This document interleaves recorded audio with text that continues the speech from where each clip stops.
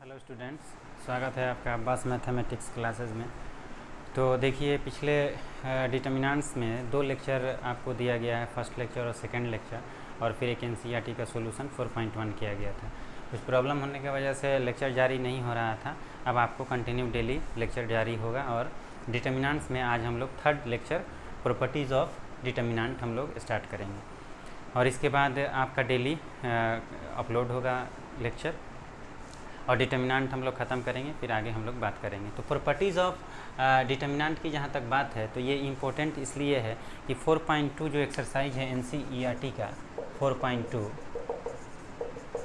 तो 4.2 एनसीईआरटी जो एक्सरसाइज है उसके लिए हम लोग बात करेंगे। और ये प्रॉपर्टी आपको समझना होगा, क्योंकि अगर आप इस प्रॉपर्टी को सही से नहीं समझते हैं और सही से इस पर एप्लीकेशन यानी क्वेश्चंस नहीं करते हैं तो आगे जितना भी डिटर्मिनेंट्स का कंसेप्ट है वो इसी पर डिपेंडेंट है। इसीलिए आजकल जो लेक्चर है वो बहुत ही इंपॉर्टेंट है, इसलिए आपको इसको सही से समझना होगा। और एक एक प्रॉपर्टी को हम बताएंगे। टोटल 8 प्रॉपर्टी है और सारे प्रॉपर्टीज़ को आपको ध्यान से समझना होगा, और जिस तरह से आपको बताया गया है उस तरह से आपको समझकर और याद रखना होगा, क्योंकि आगे हम लोग इस प्रॉपर्टी पर क्वेश्चंस करेंगे, क्योंकि प्रॉपर्टी का यूज़ कैसे क्वेश्चंस में होता है इस पर हम लोग डिस्कस करेंगे। तो आइए हम लोग स्टार्ट करते हैं प्रॉपर्टीज़ ऑफ डिटर्मिनेंट। तो प्रॉपर्टीज़ ऑफ डिटर्मिनेंट में पहला प्रॉपर्टी हम लोग पढ़ते हैं, the value of determinant, the value of determinant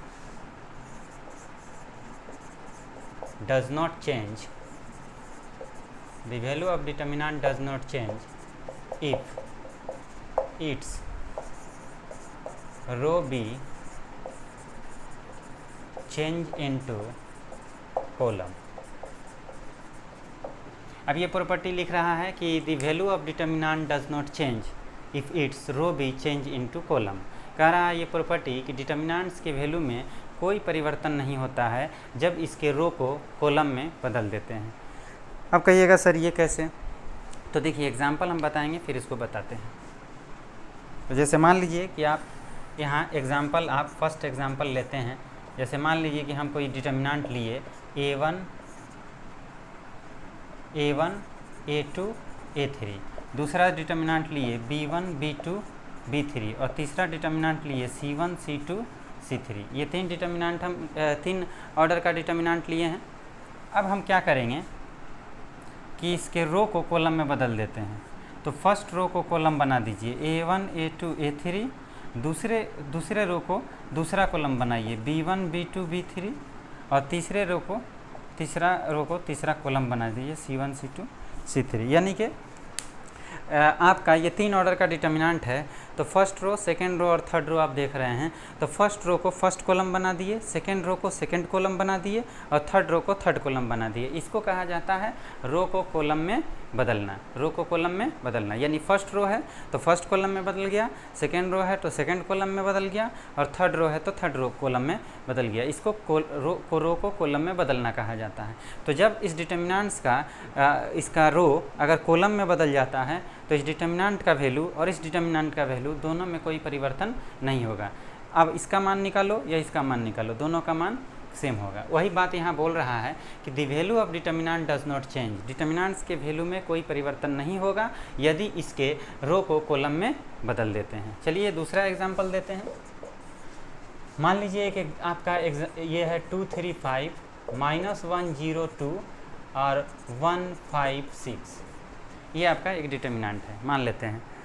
इसका वैल्यू आप निकालते हो या फिर इसके रो को कॉलम में बदल कर उसका वैल्यू निकालते हो, दोनों का वैल्यू सेम आएगा। यही बात बोल रहा है कि डिटर्मिनेंट्स के वैल्यू में कोई परिवर्तन नहीं होगा यदि उसके रो को कॉलम में बदल देते हैं।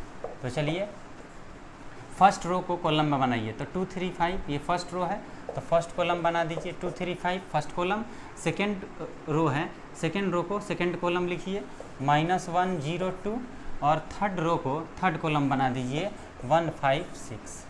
यानी कि फर्स्ट रो को फर्स्ट कॉलम में कन्वर्ट कर दिए, सेकंड रो को सेकंड कॉलम में कन्वर्ट कर दिए, और थर्ड रो को थर्ड कॉलम में कन्वर्ट कर दिए। और ये बात दोनों इक्वल है। इसका वैल्यू निकालें या इसका वैल्यू निकालें, दोनों का वैल्यू क्या होगा? समान होगा, सेम होगा। एक एग्जांपल और देखना चाहते हैं आप तो ये भी देख लीजिए। XYZ LMN PQR। इसको अगर हम ऐसे लिख देते हैं, फर्स्ट रो को कॉलम बनाइए, XYZ LMN और PQR। क्या किए, फर्स्ट रो को फर्स्ट कॉलम बना दिए, सेकेंड रो को सेकेंड कॉलम, थर्ड रो को थर्ड कॉलम, यानी रो को कॉलम में बदल दिए। अब इसका वैल्यू और इसका वैल्यू आप निकाल लें, दोनों का वैल्यू सेम होगा। तो आप उम्मीद करते हैं कि समझ गए होंगे इस प्रॉपर्टी को, जो कि इम्पोर्टेंट है कि डिटर्मिनेंट्स के वैल्यू में कोई परिवर्तन नहीं होता है यदि उसके रो को कॉलम में बदल देते हैं। तो डिटर्मिनेंट्स के वैल्यू में कोई परिवर्तन नहीं होगा अगर उसके रो को कॉलम में बदल देते हैं और उसका वैल्यू निकालते हैं। तो रो को कॉलम में बदल दिए, इसका और इसका वैल्यू, दोनों का वैल्यू सेम होगा। आप इसका वैल्यू निकालें या इसका वैल्यू निकालें, इसको भी रो को कॉलम में बदल दिए, इसका वैल्यू या इसका वैल्यू, दोनों का वैल्यू सेम होगा। तो आप समझ गए होंगे कि the value of determinant does not change if its row be change into column. याद रखना होगा आपको।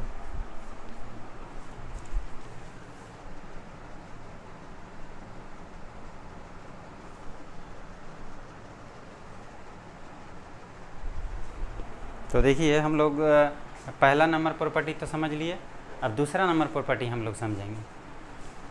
तो दूसरे नंबर प्रॉपर्टी क्या कहता है ये देखिए, इफ एनी टू रो और column, if any two row or column of the determinant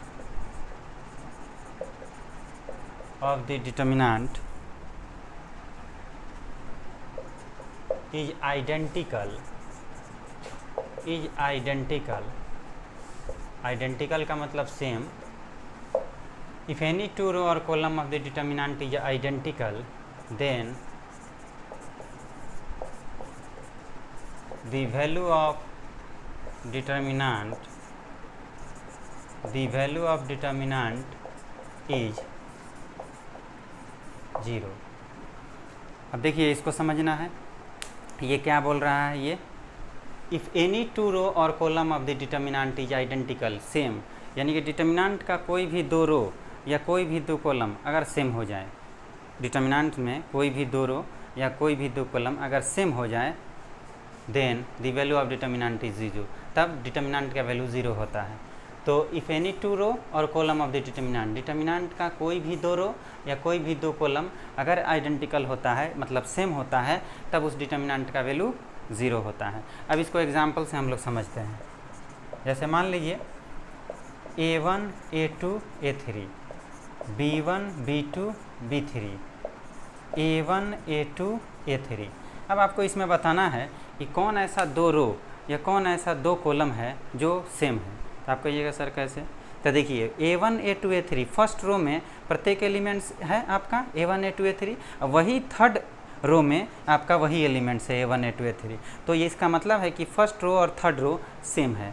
तो इसका मतलब है कि इस डिटर्मिनेंट का वैल्यू निकालने का ज़रूरत नहीं है कि क्या होगा, डायरेक्ट लिख देना है 0। क्यों?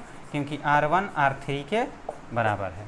अब आइए इस एग्जाम्पल में देखिए और आपको बताना है, इस एग्जाम्पल में आपको बताना है कि कौन ऐसा दो रो या कौन ऐसा दो कॉलम है जो सेम है। 2 5 6 -1 6 5 और 2 5 6। बताइए इसमें, बताइए कि कौन ऐसा दो रो या कौन ऐसा दो कॉलम सेम है जिससे कि इसका वैल्यू 0 हो सकता है। तो देखिए इसमें क्या है कि फर्स्ट कॉलम में 2 5 6 है और थर्ड कॉलम में 2 5 6 है, सामने सामने 2 2 5 5 6 6, यानी कि फर्स्ट रो में आपका फर्स्ट कॉलम में 2 5 है और थर्ड कॉलम में 2 5 6 है। इसका मतलब सेम है, तो इसका मतलब C1 C3 के बराबर है, तो इसका वैल्यू क्या होगा, 0 होगा। चलिए ये बताइए कि XYZ PQR और फिर XYZ, या फिर आप इसको ऐसे भी लिख सकते हो XYZ और PQR, बताइए 0 होगा कि नहीं? तो कहिएगा सर हाँ सर 0 होगा। तो आप 0 अगर होगा तो बताइए कि क्यों 0 होगा, क्योंकि इसमें कौन ऐसा दो रो या कौन ऐसा दो कॉलम है जो कि सेम है। तो आपका R1 और R2 सेम है, R1 और R2 क्या है, सेम है। तो इसमें फर्स्ट रो और सेकेंड रो आपका सेम हो गया, इसका मान 0 हो गया। इसको कैलकुलेट करने की ज़रूरत नहीं है, ये ऑलरेडी 0 हो जाएगा। तो आप इस प्रॉपर्टी से समझ गए होंगे, उम्मीद करते हैं कि ये प्रॉपर्टी आपको समझ में आ गया होगा कि डिटर्मिनेंट का कोई भी दो रो या कोई भी दो कॉलम अगर सेम हो जाता है तो उस डिटर्मिनेंट का वैल्यू क्या होता है, 0 होता है।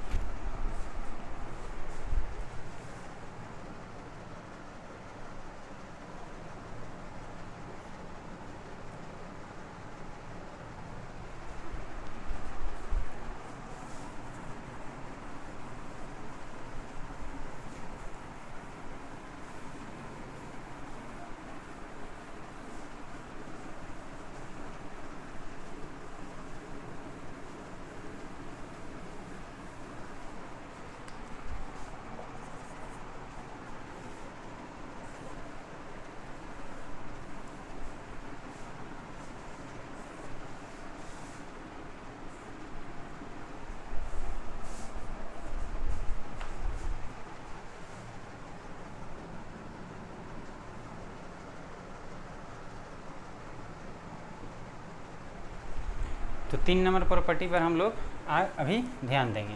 3 नंबर प्रॉपर्टी क्या कहता है, ध्यान दीजिए। इफ एनी रो और column of the determinant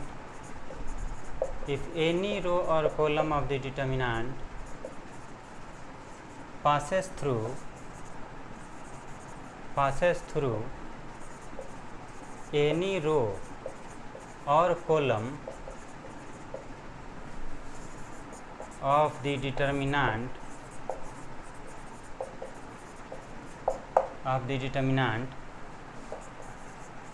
then the value of determinant is given by delta बराबर -1 पर पावर m डेल्टा डैश।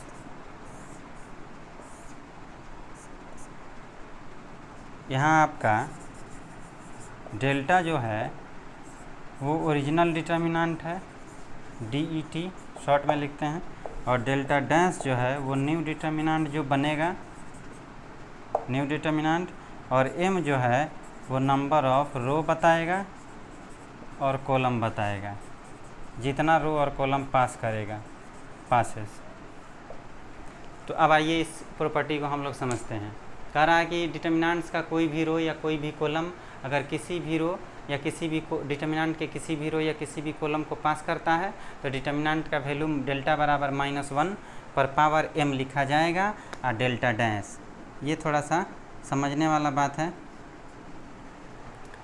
तो पास करना क्या होता है, एक बात तो पहला कंसेप्ट ये समझना है पासिंग, कि जो रो है, जैसे ये रो है, ठीक है, ये फर्स्ट रो है, ये सेकेंड रो है, ये थर्ड रो है, तो ये फर्स्ट रो ऐसे पास करके यहाँ आ सकता है या ये ऊपर जा सकता है, ऐसे होता है। कॉलम आपको कॉलम के तरफ से ही पास करेगा। तो मान लीजिए ये कॉलम 1 है, 2 है, 3 है, तो ये कॉलम यहाँ जा सकता है, ये इधर आ सकता है, ये इधर या ये इधर जा सकता है। यानी कि जैसे कि आपका ये रो है तो रो ऊपर नीचे आ सकता है ऊपर, और कॉलम लेफ़्ट टू राइट जा सकता है, और रो आपका एबव या बिलो हो सकता है या जा सकता है। तो जैसे एक एग्जांपल में हम बताते हैं, उससे आपको कंसेप्ट क्लियर हो जाएगा। जैसे मान लीजिए डेल्टा हम लेते हैं न्यू डिटर्मिनेंट जो हमारा पहले से डिटर्मिनेंट है, जैसे A1 A2 A3, B1 B2 B3 और C1 C2 C3, ये हम लोग लेते हैं, ठीक है। ये आपका डिटर्मिनेंट है। तो ये जो डिटर्मिनेंट आपका है इसमें पास कराना है। तो मान लीजिए कि रो वाइज अगर आप पास कराते हैं, रो वाइज, तो क्या करेंगे, तो क्या ऑप्शन है आपके पास रो वाइज पास कराने का। तो देखिए ये रो है, ये रो है और ये रो है। तो ये रो जो है ऊपर फर्स्ट रो या तो 2 रो नीचे आ सकता है या 1 रो नीचे आ सकता है, या थर्ड रो 1 रो ऊपर या 2 रो ऊपर जा सकता है। इस तरह से होगा। रो जो है वो एबव टू बिलो या बिलो टू एबव जा सकता है। कॉलम, ये कॉलम है, या तो कॉलम पास करेगा तो या तो लेफ़्ट टू राइट जाएगा या राइट टू लेफ़्ट जाएगा। समझ में आया पास करने का मतलब। तो रो वाइज हम पास कराते हैं। तो देखिए मान लीजिए कि ये -1 पर पावर 2 लिखते हैं और हमको फर्स्ट रो को दो रो नीचे लेकर आते हैं, तो हम लिख सकते हैं B1 B2 B3 C1 C2 C3 A1 A2 A3। आप कहिएगा सर कैसे लिख दिए? देखिए ये फर्स्ट रो था और फर्स्ट रो को दो रो नीचे लेकर आए हैं, तो जब हम इसको यहाँ लेकर आएंगे तो ये और ये आपका यहाँ आ जाएगा और ये नीचे आ जाएगा, और -1 तो रहेगा और 2 क्यों लिखे? तो देखिए जितना रो या जितना कॉलम पास करेगा उतना पावर देना पड़ेगा। तो जैसे ये फर्स्ट रो जो है 2 रो नीचे आया है तो 2 दिए, 2 पावर 2 दिए -1 पर, और एक रो अगर नीचे आता तो -1 पे पावर 1 देते, यानी जितना रो या जितना कॉलम पास करेगा उतना ही -1 पर पावर होगा। तो ये रो वाइज हो गया, ठीक है। मान लीजिए इसी को हम एग्जाम्पल में लेते हैं कॉलम वाइज। और एग्जाम्पल आपको देखना है तो पहले रो वाइज ही देख लीजिए, ये भी रो वाइज देखिए, रो वाइज इसी को लेंगे, ये इसके थ्रू आया, अब ये इसके थ्रू आएगा। मान लीजिए आप ये थर्ड रो को इसके बीच में लेके जाते हैं तो क्या होगा, -1 पे पावर 1 होगा और ये यहाँ बीच में जाके एडजस्ट कर जाएगा, यानी A1 A2 A3, और यहाँ हो जाएगा C1 C2 C3, यहाँ हो जाएगा A1 A2 B1 B2 B3। तो आप कहिएगा सर कैसे हो गया? तो देखिए पास कराने का मतलब क्या है कि ये थर्ड रो को ऊपर ले गया, तब ऊपर में से 2 ऊपर ले जा सकते हैं या एक रो ऊपर ले जा सकते हैं। ये फर्स्ट रो को या तो एक रो नीचे या 2 रो नीचे ले जा सकते हैं, ऐसे ही ना कर सकते। तो ये एक थर्ड रो जो है एक रो ऊपर गया यहाँ बीच में, तो लिखा गया A1 A2 A3, ये तो यहीं रहेगा, इसके बीच में ये जाकर शिफ्ट हो जाएगा, तो ये B1 B2 B3 नीचे आ जाएगा, और -1 पे पावर 1 क्यों? क्योंकि एक रो ऊपर गया। तो जितना रो या जितना कॉलम पास करेगा उतना ही आपको -1 पे पावर देना पड़ेगा। तो वही बात बोल रहा था कि इफ़ एनी रो और any column of the determinant passes through any row or column of the determinant, then the value of determinant is given by delta बराबर -1 पे पावर m डेल्टा डैश। तो डेल्टा तो पहले से है और delta dash ये बना और -1 है और ये m है, यानी number of row number of column पास। अब आप कहिएगा सर रो वाइज तो हो गया, कॉलम वाइज पास करा कर दिखाइए, तो वो भी हम दिखा देते हैं।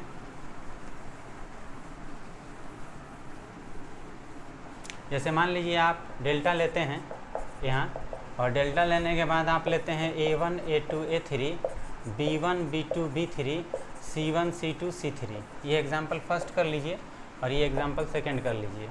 अब देखिए कॉलम वाइज पास कराएंगे, कॉलम वाइज, तो कॉलम वाइज पास कराएंगे तो क्या करेंगे, मान लीजिए कि आप फर्स्ट कॉलम को इधर, 2 कॉलम इधर ले जाइएगा, या बीच वाले को इधर या इधर ले जाइएगा, या थर्ड कॉलम को बीच में लाइएगा, या इसको इधर लाइएगा, ये ना कर सकते हैं। बहुत सारा ऑप्शन है जो आपको मन है, लेकिन यहाँ तो हम लोग थ्योरी पढ़ रहे हैं अभी, लेकिन क्वेश्चंस में कौन पास कराने की ज़रूरत पड़ेगी, किस रो किस कॉलम को, वो तो हम question according to situation question में देखेंगे।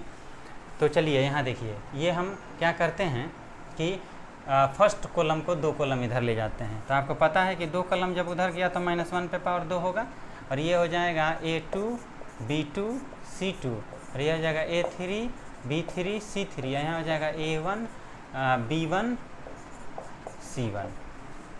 समझ में आ गया होगा? ये चीज़ यहाँ चल जाएगा, तभी कहेगा सर इसके बाहर इसी में यहाँ बगल में, तो A2 B2 C2 A3 B3 C3 यहाँ हो जाएगा, और ये चीज़ यहाँ जाके ये हो जाएगा, यानी कि फर्स्ट रो जाके थर्ड रो बन जाएगा। -1 पे पावर 2 क्यों लिखें? -1 तो लिखेंगे, 2 क्यों लिखेंगे? क्योंकि 2 कॉलम।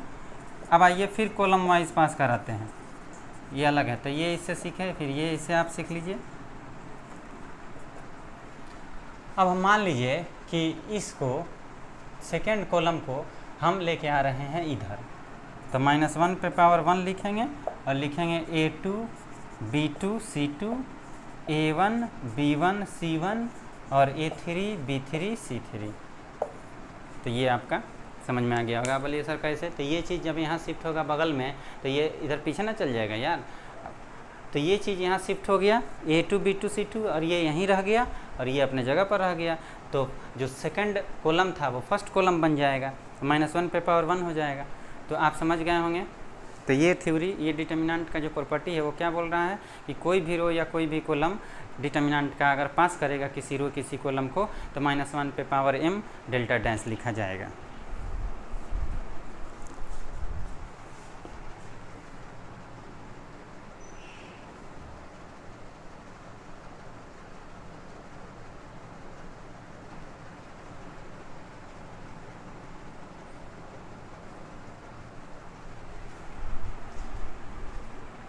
तो अब आइए 4 नंबर प्रॉपर्टी के बारे में हम लोग डिस्कस करेंगे। 4 नंबर प्रॉपर्टी है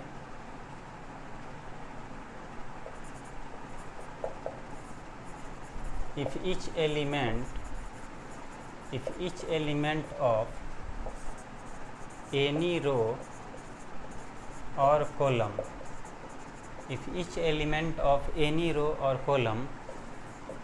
of the determinant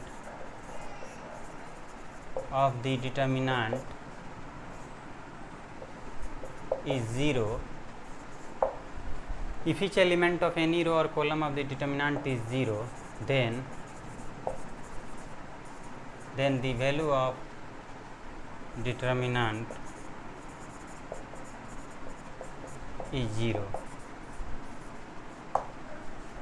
ये प्रॉपर्टी कह रहा है कि if each element of any row और column of the determinant is 0, कह रहा है कि डिटर्मिनेंट का कोई भी रो या कोई भी कॉलम का प्रत्येक एलिमेंट्स 0 हो जाए। यानी कि कोई डिटर्मिनेंट है और उसका कोई भी एक रो या कोई भी एक कॉलम का प्रत्येक एलिमेंट्स 0 हो जाए तो उस डिटर्मिनेंट का वैल्यू 0 होता है। Then the value of determinant is 0। जैसे एग्जांपल में देखिए, एग्जांपल में first 0 0 0 A1 A2 A3 B1 B2 B3 क्या होगा? 0 होगा। यानी कि कौन ऐसा रो या कौन ऐसा कॉलम आपको दिखाई दे रहा है जिसका प्रत्येक एलिमेंट्स 0 है? तो फर्स्ट रो का प्रत्येक एलिमेंट्स 0 है, इसका मतलब इस डिटर्मिनेंट का वैल्यू 0 होगा। ये फिक्स्ड है प्रॉपर्टी है, फिक्स्ड प्रॉपर्टी है। सेकेंड एग्जांपल अगर आप लेना चाहते हैं तो देखिए 0 0 0 1 2 3 5 6 -7, इसका मान क्या होगा? 0। क्यों? क्योंकि फर्स्ट कॉलम है उसका प्रत्येक एलिमेंट्स 0 हो जाएगा। तो प्रत्येक एलिमेंट्स फर्स्ट कॉलम का जब 0 हो गया तो इसका मान 0 होगा। मान लीजिए लिखा हुआ है ABC XYZ 0 0 0, तो इसका मान क्या होगा? 0 होगा। तो आप समझ ही गए होंगे कि किसी भी रो या किसी भी कॉलम का प्रत्येक एलिमेंट्स 0 हो जाए। प्रत्येक एलिमेंट्स, ऐसा नहीं है कि 2 को 0 है 1 हो गया तो 0 हो जाएगा, नहीं, प्रत्येक एलिमेंट्स किसी भी रो या किसी भी कॉलम का अगर 0 होता है तो उस डिटर्मिनेंट का वैल्यू 0 होता है। ठीक है।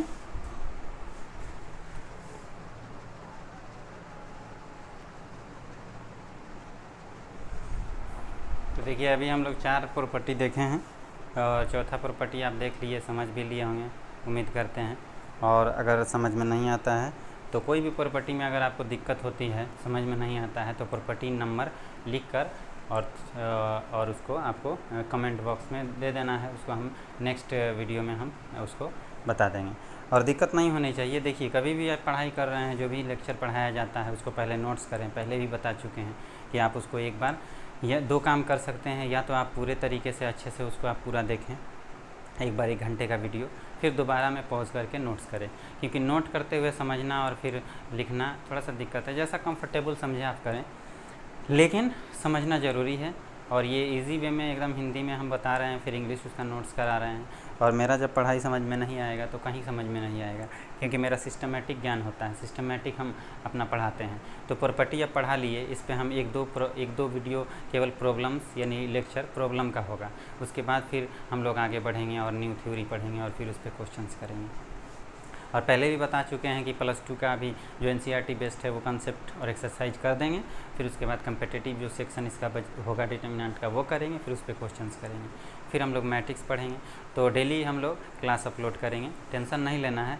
और ये आपका क्लास अभी चलेगा जब तक लॉकडाउन ख़त्म नहीं होता है। और जैसे कोचिंग खुलता है तो ऑफलाइन आप आइएगा, तो क्लास डेली यहाँ भी चलेगा। तो क्लास चलता रहेगा, आपका रुकेगा नहीं सिलेबस, घबराइए मत। तो चलिए 5 नंबर हम लोग पढ़ते हैं। 5 number, if all the elements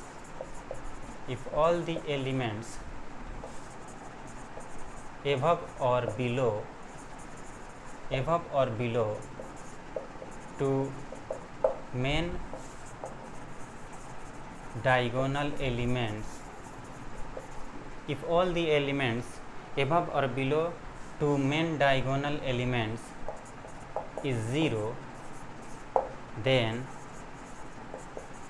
the value of determinant, then the value of determinant is equal to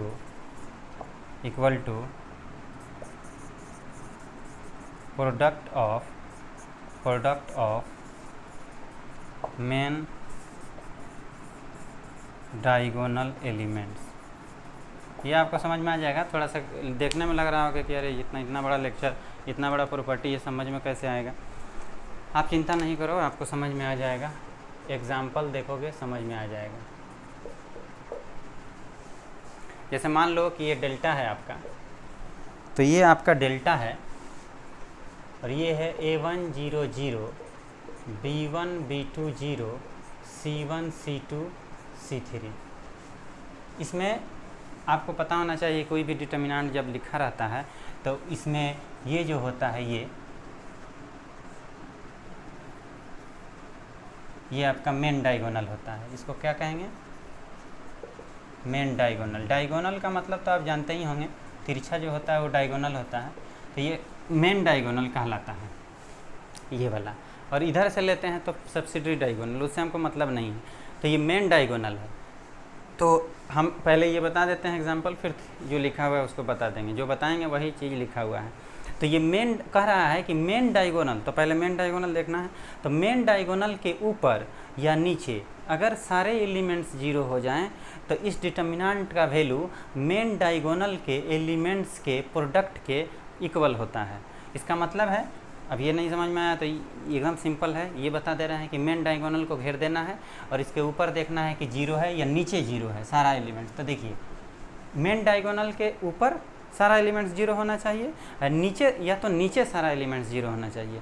तब क्या करेंगे कि मेन डायगोनल का जो एलिमेंट्स है उसको गुना कर देंगे, A1 into B2 into C3। जैसे ये तो थ्योरी था, एग्जाम्पल देखिए। जैसे मान लीजिए डेल्टा है, यहाँ लिखा है 2 0 0 3 5 0 1 1 -2। अब इसको बोल दे कि वैल्यू निकालिए इसका, तो कैसे करेंगे? तो पहले आप मेन डायगोनल को घेरेंगे और देखेंगे कि मेन डायगोनल घेरने के बाद क्या ऊपर जीरो है या नीचे सारा जीरो है। तो ऊपर का सारा एलिमेंट्स, मेन डायगोनल के ऊपर सारा एलिमेंट्स जीरो है। तो क्या करेंगे हम 2 × 5 × -1, यानी कि अगर कोई डिटर्मिनेंट दिया हुआ है और उसका मेन डायगोनल घेरने के बाद आप देख रहे हो कि ऊपर सारा एलिमेंट्स जीरो है या नीचे सारा एलिमेंट्स जीरो है, ऊपर या नीचे कोई एक होना चाहिए, तो इस मेन डायगोनल का एलिमेंट्स जो है उसको मल्टीप्लाई कर दो। तो कितना हो जाएगा? -10 आंसर। एक और एग्जांपल, डेल्टा बराबर 3 5 -2 0 1 6 0 0 5। अब ये देखो, इसमें मेन डायगोनल को पहले आप इसको घेरो, राउंड करो और उसके बाद देखो क्या है। तो मेन डायगोनल के नीचे सारा एलिमेंट्स जीरो है, तो भी इसका मान क्या होगा? मेन डायगोनल के एलिमेंट्स का मल्टीप्लिकेशन हो जाएगा।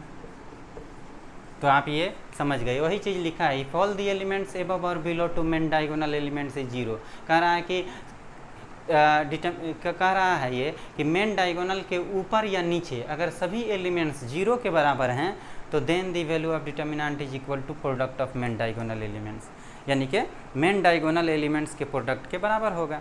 वही बात यहाँ हम बताए हैं। तो ये आपको समझ में आ रहा होगा। तो ये पांचवा आपका प्रॉपर्टी था और 3 प्रॉपर्टी और है, इसको हम बताते हैं आगे।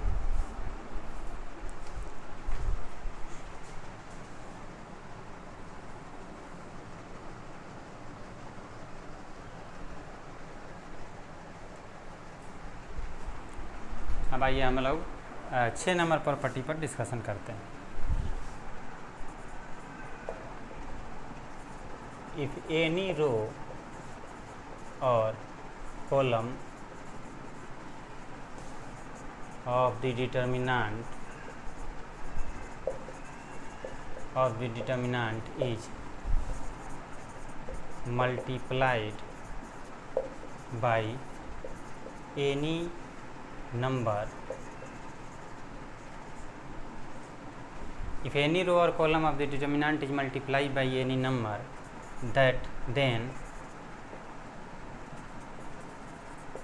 means whole determinant whole determinant is multiplied by that number. ये प्रॉपर्टी कह रहा है कि किसी भी एक रो, डिटर्मिनेंट्स के किसी भी एक रो या किसी भी एक कॉलम में अगर किसी नंबर से आप मल्टीप्लाई कर देते हो या मल्टीप्लाई है, तो इसका मतलब है कि पूरे डिटर्मिनेंट्स में उस नंबर से मल्टीप्लाई हो गया।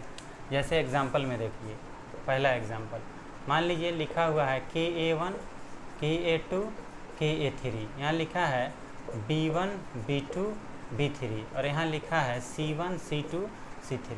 अब इसमें आपको देखना है कि कौन ऐसा रो या कौन ऐसा कॉलम है जिसमें किसी नंबर से मल्टीप्लाई है, यानी कांस्टेंट। तो K यहाँ मान लिया गया है कांस्टेंट, तो K से मल्टीप्लाई है किस रो में? फर्स्ट रो में। तो इसका मतलब है कि पूरे डिटर्मिनेंट में उस नंबर से मल्टीप्लाई हो गया।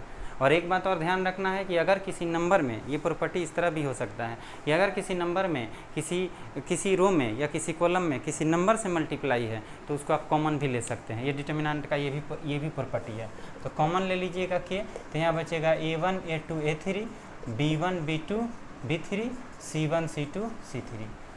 तो उम्मीद करते हैं समझ में आ गया होगा कि कोई भी एक रो या कोई भी एक कॉलम में किसी नंबर से मल्टीप्लाई है तो उसको आप कॉमन ले लीजिए, A1 A2 A3 लिख दीजिए और फिर B1 B2 B3 या C1 C2 C3 लिख दीजिए, K कॉमन आ गया। Example number second, XA1 XA2 XA3 B1 B2 B3 YC1 YC2 YC3। अब देखिए इस डिटर्मिनेंट में फर्स्ट कॉलम में x से मल्टीप्लाई है और इसमें थर्ड कॉलम में y से मल्टीप्लाई है। तो आप क्या करोगे, इससे x कॉमन ले लोगे, तो यहाँ लिखोगे A1 A2 A3 और ये B1 B2 B3 और इससे y कॉमन ले लोगे तो यहाँ लिखोगे C1 C2 C3। तो सिंपल बात यह है कि कोई भी रो या कोई भी कॉलम डिटर्मिनेंट का हो, अगर उसमें कोई मल्टीप्लाई हो किसी नंबर से तो इसका मतलब समझना चाहिए कि उस पूरे डिटर्मिनेंट में उस नंबर से मल्टीप्लाई हो गया। दूसरा, इसको ये भी समझ सकते हो कि कोई भी रो या कोई भी कॉलम में अगर मल्टीप्लाई है किसी नंबर से तो उसको आप कॉमन भी ले सकते हो। जैसा कि आप यहाँ देखिए, फर्स्ट रो में K से मल्टीप्लाई था तो K कॉमन ले लिए और इसको ऐसे लिख सकते हैं। इसमें x से मल्टीप्लाई था तो x बाहर, y से मल्टीप्लाई था y बाहर और फिर इसको A1 A2 A3 B1 B2 B3 C1 C2 C3 लिख सकते हैं। इसका मतलब ये आप समझ गए होंगे कि ये आपको समझ में आ गया होगा। तो आप किसी भी रो या किसी भी कॉलम में या सारे रो या सारे कॉलम में कोई भी नंबर अगर लगता है कि किसी रो में कोई नंबर है कॉमन है, उसको बाहर ले सकते हो आप।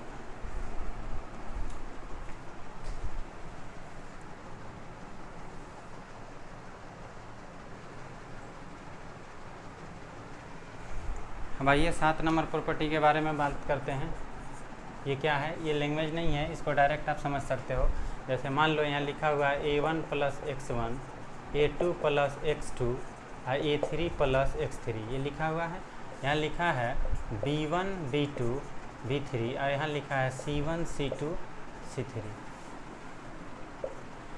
ये प्रॉपर्टी कैसे समझोगे भाई, ये बिना लैंग्वेज का है। ये इस प्रॉपर्टी को ऐसे समझना है कि किसी रो या किसी कॉलम में, अब किसी एक रो या किसी एक कॉलम में ऐड हो सकता है कोई नंबर, या कोई दो रो या कोई दो कॉलम में भी ऐड हो सकता है।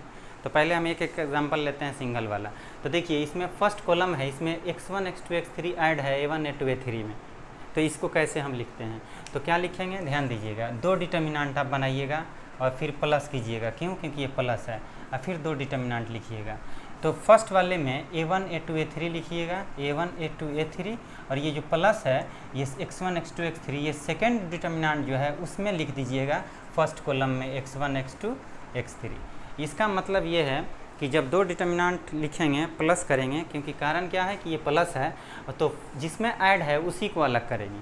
तो इसमें A1 A2 A3 first determinant में लिख देंगे और x1 x2 x3 second determinant में लिख देंगे। ये आपको देखना पड़ेगा कि किस रो या किस कॉलम में ऐड है, उसी को अलग करेंगे। और बाकी बच गया B1 B2 B3 C1 C2 C3, ये दोनों में कॉमन होगा। तो यहाँ हम लिख देंगे B1 B2 B3 और यहाँ लिख देंगे C1 C2 C3, और यही चीज़ इसमें रहेगा B1 B2 B3 C1 C2 C3। तो आप कहिएगा सर ये कैसे, तो भाई साहब ये आपको देखना होगा कि जब हम इसको इस पर उठा कर रखेंगे ऐसे, तो B1 B2 B3 ये तो ओवरलैप कर जाएगा, लेकिन ये डिफरेंट है, इसीलिए ये ऐड हो जाएगा। तो ये समझना है कि किस रो। अब एग्जाम्पल में आपको हम बताते हैं। जैसे मान लीजिए आपको देखना है, जैसे लिखा हुआ है x plus A1 y plus A2 और z प्लस A3, और यहाँ लिख दिया है B1 B2 B3, और यहाँ लिख दिया है C1 C2 C3। तो आप कहिएगा अब इसको अलग करना है, कैसे करिएगा? तो आपको देखना पड़ेगा कि किस रो या किस कॉलम में ऐड है। यहाँ आपका कॉलम में ऐड था तब ये अलग हुआ, इसमें रो में ऐड है। ये फर्स्ट रो में देखिए ऐड है x y z, A1 A2 A3 add है। तो इसको कैसे अलग करेंगे? तो देखिए 2 डिटर्मिनेंट आप लिखिए और फिर प्लस कीजिए, क्योंकि ये प्लस है, और फिर 2 डिटर्मिनेंट कीजिए। अब इसमें आप x y z फर्स्ट वाले डिटर्मिनेंट में रो में लिख दीजिए x y z, और सेकंड वाले में A1 A2 A3 लिख दीजिए A1 A2 A3। क्यों? क्योंकि फर्स्ट रो है और इसी में ऐड है ना ये। ये B1 B2 B3 second row में लिख दीजिए, इसमें भी ये चेंज नहीं होगा, दोनों में सेम होगा, जिसमें ऐड होगा वही अलग होगा। और ये C1 C2 C3, इसमें भी C1 C2। तो इसका मतलब ये है कि इसमें आप देख लिए कि इसमें कॉलम में ऐड था तो कॉलम अलग हुआ और बाकी ये सेम था, देख रहे हैं। और ये आपका देख रहे हैं कि रो है ये, तो रो वाला अलग हुआ प्लस में, और ये देखिए आपका सेकंड और थर्ड रो सेम है। तो समझ गए होंगे। हो सकता है कि 2 रो में भी ऐड हो या 2 कॉलम में भी ऐड हो, वो तो क्वेश्चन हम देखेंगे तो समझ जाएंगे कि कैसे होगा। जैसे आपको हम लिखने के लिए दे रहे हैं एग्जाम्पल, ये आपको लिखकर बताना है कि सही है कि नहीं, आपको लिखकर बताना है। और ये लिख लीजिएगा A1 plus x1 A2 plus x2 A3 plus x3 B1 B2 B3 C1 plus y1 C2 plus y2 और C3 प्लस y3। इसको आपको अलग लिखना है। आप कहिएगा सर कैसे लिखेंगे? एक में ऐड था तो ठीक है अलग कर दिए, ये 2 इसमें भी ऐड है। तो भाई साहब इसमें ऐड है तो इसको फर्स्ट वाले में A1 A2 A3, सेकेंड वाले में ये C1 C2 C3 ये कॉमन रहेगा, ये तो लिखा जाएगा। तो ये फर्स्ट डिटर्मिनेंट में ये और ये रहेगा, और सेकेंड डिटर्मिनेंट में x1 x2 x3 ये रहेगा, y1 y2 y3 रहेगा। तो चलिए 7 नंबर प्रॉपर्टी आप समझ गए। एक और प्रॉपर्टी बचा हुआ है, उसके बारे में डिस्कस करते हैं।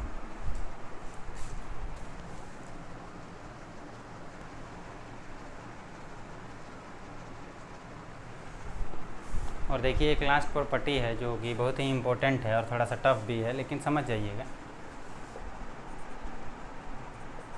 The value of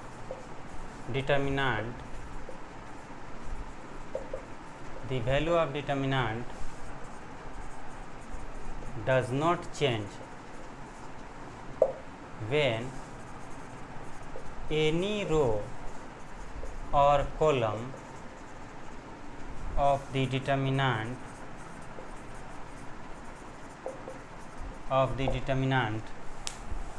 if any row or column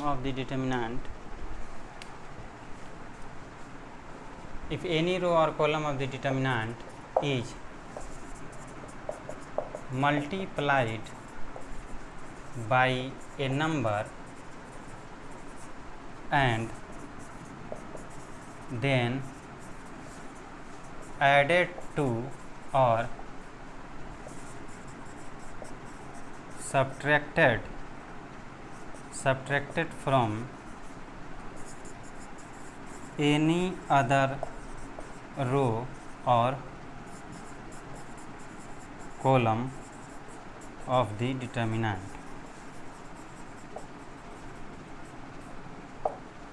कह रहा है कि डिटर्मिनेंट के वैल्यू में the value of determinant does not change when any row और column of the determinant is multiplied by a number and then added to और subtracted from any other row और column of the determinant. ये important है, थोड़ा सा बड़ा भी है, इसको अच्छे से समझना है। कह रहा है कि किसी भी रो या किसी भी कॉलम में मतलब ये पहला शुरुआत यहाँ से किया है कि डिटर्मिनेंट के वैल्यू में कोई परिवर्तन नहीं होता है। डिटर्मिनेंट के वैल्यू में कोई परिवर्तन नहीं होता है जब किसी रो या किसी कॉलम में किसी नंबर से मल्टीप्लाई करके किसी अदर रो या अदर कॉलम में ले जाकर जोड़ते हैं या घटाते हैं। ये इस तरह से समझ में नहीं आएगा, आपको उड़ गया होगा। तो एग्जाम्पल से समझिए। मान लीजिए ये डेल्टा हम लिए और डेल्टा लेने के बाद हम लिखे A1 A2 A3 B1 B2 B3 C1 C2 C3। अब क्या कीजिए कि ये इस प्रॉपर्टी को समझने के लिए इसको समझना पड़ेगा। मान लीजिए किसी रो या किसी कॉलम में आप किसी नंबर से मल्टीप्लाई किए अपने तरफ से, आपको जो इच्छा हुआ उससे कर दिए। तो मान लीजिए कि आप सेकेंड रो में x से मल्टीप्लाई किए, तो जब सेकेंड रो में x से मल्टीप्लाई करेंगे तो क्या मिलेगा, तो इसमें मल्टीप्लाई करेंगे तो x b1 मिलेगा, x b2 मिलेगा और x b3 मिलेगा। अब ये नहीं कि गुना करके छोड़ देना है, नहीं, उसमें केवल यूज़ करना है कि हम मल्टीप्लाई किए। तो मान लीजिए मल्टीप्लाई किए इसमें सेकेंड रो में x से, तो ये मिला। अब इसको जब आप किसी रो में मल्टीप्लाई करोगे किसी भी रो में किसी नंबर से, तो उसको रो में ही जोड़ना या घटाना होगा। तो अगर मान लीजिए x को हम मल्टीप्लाई करते हैं सेकेंड रो में, हमको ये मिला, तो अब इसको या तो इसमें जोड़ेंगे या तो इसमें जोड़ेंगे। तो हम इसको ऐसे लिखते हैं R1 प्लस x R2। ये आपका अब समझ में आ रहा है। ये जो लिखा हुआ है ये इसको समझना है। ये R1 है और ये एरो का निशान है। इसका मतलब ये हुआ कि सेकेंड रो में x से मल्टीप्लाई करके जो रिजल्ट मिला उसको हम फर्स्ट रो में जोड़ रहे हैं, और जोड़ने के बाद जो रिजल्ट मिला है हमको गुना करके जोड़ने के बाद उसको फर्स्ट रो में लिख दिए हैं। तो अगर मान लो कि इसको मल्टीप्लाई किए हो इसमें और इसमें जोड़ोगे तो क्या मिलेगा,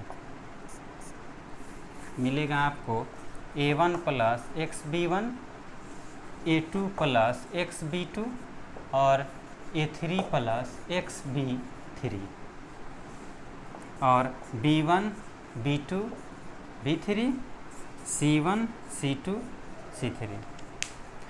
भाई साहब ये थोड़ा सा टफ है समझना, लेकिन समझ जाइएगा।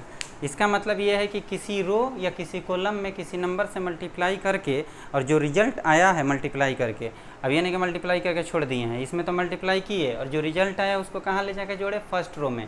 तो A1 plus XB1 A2 plus XB2 A3 plus XB3 ये मिला। अब इस डिटर्मिनेंट का वैल्यू निकालिए या इस डिटर्मिनेंट का वैल्यू निकालिए, दोनों का मान सेम होगा। तो ये जो लिखा हुआ है ये मेन है, और ये जो लिखा हुआ है इसको समझना ज़रूरी है। ये लिखा है कि फर्स्ट सेकेंड रो में x से मल्टीप्लाई किए और जो रिजल्ट आया उसको फर्स्ट रो में जोड़ दिए, और ये जो रिजल्ट है उसको R1 यानी फर्स्ट रो में लिख दिए। तो कोई डिटर्मिनेंट के वैल्यू में कोई परिवर्तन नहीं होगा जब किसी रो या किसी डिटर्मिनेंट के किसी रो या किसी कॉलम में मल्टीप्लाई करके और उसको किसी अदर रो या अदर कॉलम में जोड़ते हैं या घटाते हैं। जोड़ भी सकते हैं, घटा भी सकते हैं, वो तो सिचुएशन अकॉर्डिंग टू क्वेश्चन हम लोग देखेंगे। अब देखिए ये बता दिए, ये थोड़ा सा कम समझ में आया होगा, लेकिन नेक्स्ट क्लास के वीडियो में हम लोग इस पर क्वेश्चंस करेंगे। हम इसको फिर से एक बार इस प्रॉपर्टी को आपको प्रूव करेंगे कि क्यों हो गया, कैसे। तो हम इसको छोड़ दे रहे हैं, इसको नोट कर लीजिएगा। इसके आगे हम इसका एक्सप्लेनेशन करेंगे और फिर हम लोग क्वेश्चंस करेंगे। तो हम एक बार फिर आपको रिकॉल करा देंगे प्रॉपर्टी को। फिलहाल जितना प्रॉपर्टी आपको समझ में आए वो अच्छी बात है, जो नहीं समझ में आए कमेंट बॉक्स में आप बता सकते हैं कि सर ये वाला प्रॉपर्टी हमको थोड़ा दिक्कत हो रहा है। तो नेक्स्ट लेक्चर में हम उसको उसका ये कर देंगे, हिंट कर देंगे या समझा देंगे, और इसको भी समझाएंगे, ठीक है। ये भी थोड़ा सा टफ है लेकिन समझ में आएगा। और देखिए एक बात और बता दे रहे हैं, डिटर्मिनेंट थोड़ा सा मैट्रिक्स से टफ है, तो टेंशन नहीं लेना है, क्योंकि इसमें क्वेश्चन ऑफ वैरायटी जो है बहुत ज़्यादा है। क्वेश्चन का वैरायटी यानी कि हर क्वेश्चन अलग होगा, तो प्रैक्टिस थोड़ा सा ज़्यादा बढ़ाना पड़ेगा। बहुत सारा क्वेश्चन हम कराएंगे, उसको करना है, और NCERT का भी 4.2 करेंगे, उसको एक एक क्वेश्चन को बनाना है, तो समझ में आ जाएगा। तो देखिए जितना भी प्रॉपर्टी बताए हैं उसको समझिए, पढ़िए, और नेक्स्ट वीडियो में हम लोग फिर मिलते हैं। और आज के लिए इतना ही, थैंक यू।